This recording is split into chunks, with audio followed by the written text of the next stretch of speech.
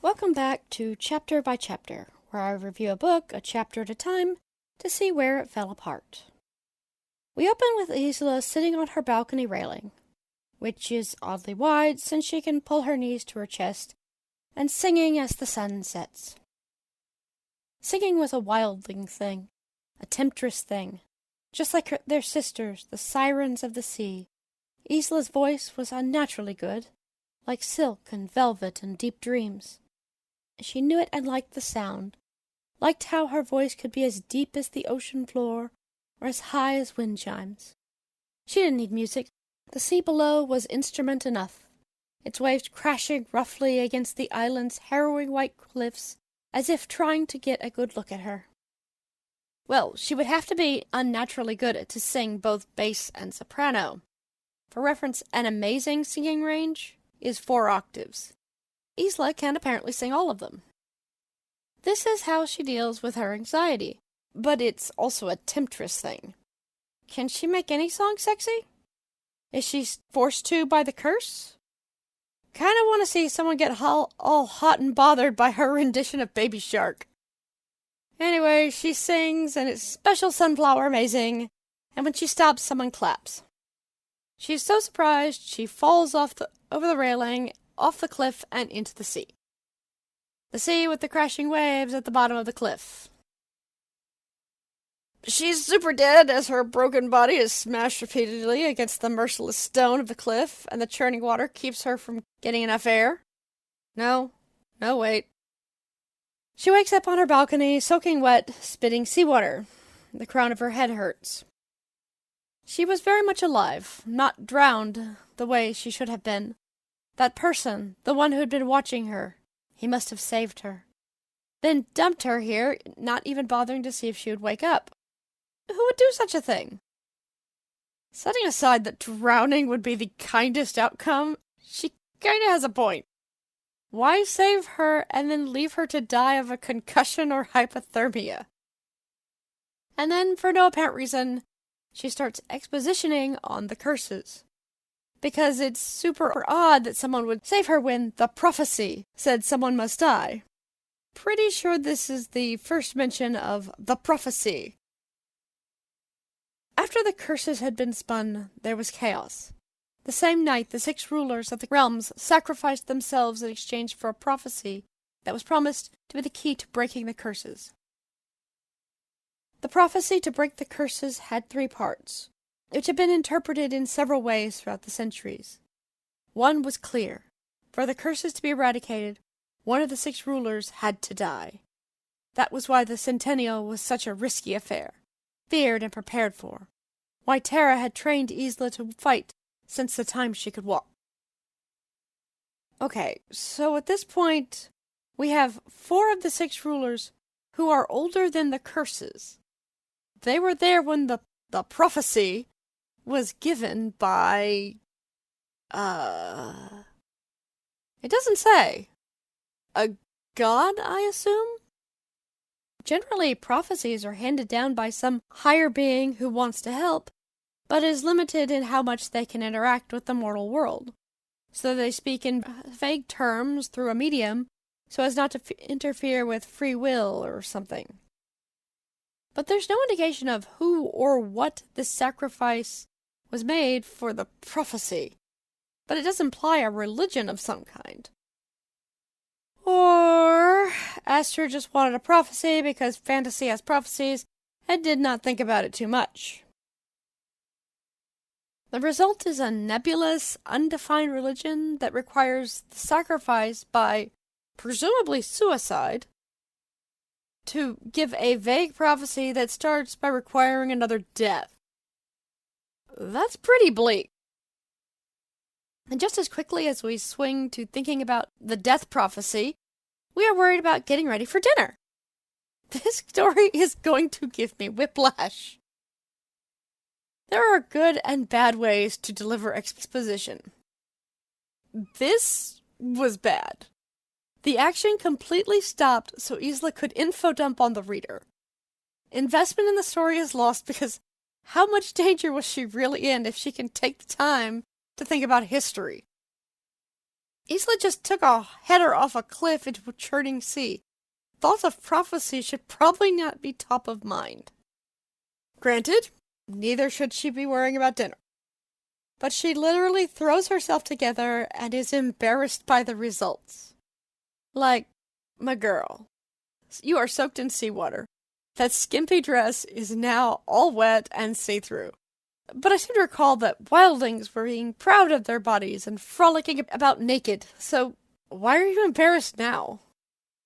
The Sunling ruler, Oro, who has eyes as amber and hollow as honeycomb, greets her coldly, and she concludes that he was the one who saved her life, even though she could barely see him before her fall. Another special sunflower power, I assume. The taunting voice was back. Are you ready, Isla? Of course she wasn't. How had she been foolish enough to accept the centennial invitation? To walk directly into such deadly game? Did she have a choice? It kind of seems like Tara and Poppy had complete control over her life to a weird degree. They even had a plan for her to win. Whatever winning is in this thing. Also, it's been 500 years. If step one of the prophecy is that someone has to die, how have these people not managed it yet? And if killing each other isn't working, why haven't they changed tactics? I'm going to use the Hunger Games as an example here.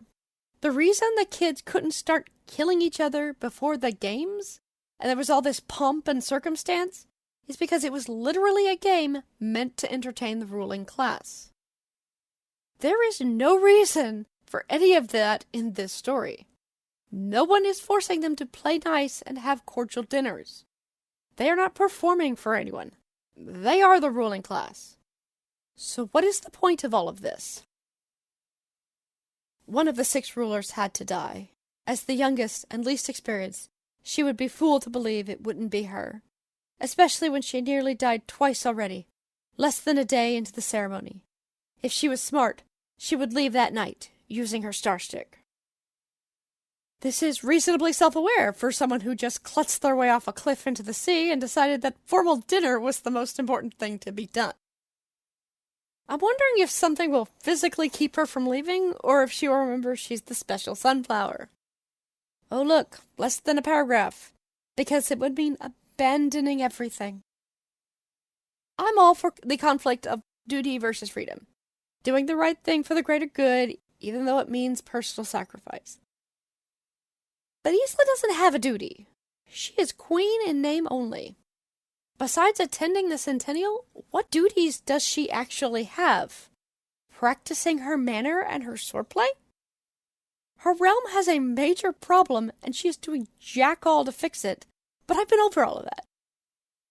She alludes to her mysterious plan and how it will solve everything, and I'm getting kind of tired of all these allusions and lack of answers. I get that it is suspense, but not everything can be a mystery. Toss us a bone to keep the readers interested. And Oro is an ass for no particular reason. Sunny, you left her on the balcony, soaking wet, in her nightclothes and unconscious with a possible concussion. You aren't exactly being host of the year. Cleo chimes in, calling Isla a wild pet, and Isla snaps back, mocking the Moonling curse. Also, why are these people awful to each other? They're all in the same cursed boat. All the people in their realms are depending on them to fix this problem, and they're acting like a bunch of petty middle schoolers. And we finally get the Moonling's curse. Moonling's curse meant that every full moon, the sea claimed dozens of lives from their realm, drowning anyone who found themselves too close to the coast. It made faraway trade nearly impossible, made living near the ocean a danger, and had completely crippled the Moonling economy. As a curse, this is kind of weird, but the tide is controlled by the moon, so I get it. However, this curse can be thwarted with a calendar. There's no mention of how large these realms are, but if you can get 10 miles inland, even a tsunami can't reach you. Unless the Moonling Newlands are super flat, in which case they are idiots. Also, this world clearly has portal magic. Does that only work on certain story-convenient times? As for the economy, it's been 500 years. The United States has gone from 13 colonies to a world superpower, and we aren't even 250 years old yet. Not all countries have that sort of trajectory, but fucking hell, it's been 500 years.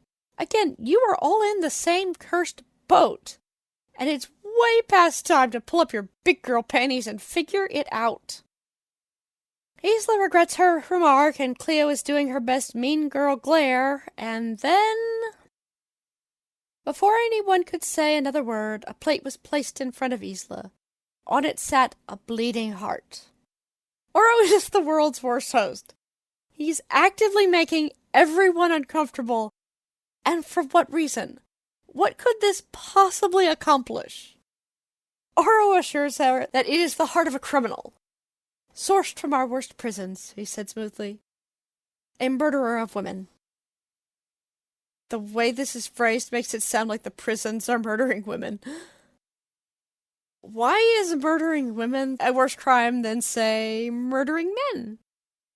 I feel like murdering children would be the worst. And I'm back to how many hearts is she going to need? Do they have enough murderers for that? Have they been saving them up? What happens when they run out?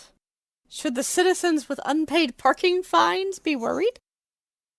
Isla says she prefers to eat in private because it makes others uncomfortable. But Oro insists, and she takes a bite. At which point even Grim has had enough and orders a servant to take the heart back to Isla's room. Dinner concludes uneventfully, and then Isla spends the night vomiting blood. End chapter. Well, that was a weird chapter. Isla likes to sing, which is fine.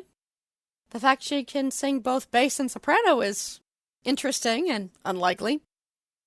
Making it such an important part of the chapter means it should come back later. We finally meet Oro, who is an ass, just like the rest of them. And again, why? But I will give credit where credit is due. Having Isla actually eat a bite of fresh, bleeding heart is gutsier than I thought Aster would get. Granted, it was served to her on a plate, and she took a single dainty bite with a knife and fork, instead of slaughtering a villager in the night and consuming their still beating heart like an animal. Which at least seemed to be what everybody's expecting of her. Honestly, that would be way more entertaining. Overall, this is kind of an odd chapter, and it feels like the plot-relevant things happened. We meet Oro, Isla eats a heart, and yet the plot doesn't really move. Isla brings everything to a complete stop to expound on the prophecy that she does not actually tell us. But mostly it's just characters being awful to each other. At this point, I'm not in suspense. I'm annoyed. Fantasy requires world building, but it has to be balanced with keeping the plot moving and keeping the readers interested. And somehow, Aster is doing neither. We aren't learning about Lightlark in any real way, not as an island or historically. There are a few nods to select locations and mentions of curses and a prophecy, but we are at the end of Chapter 3, and there's nothing concrete to ground the story in yet. So join me next time when we will hopefully find the plot, or at least move in the general direction thereof.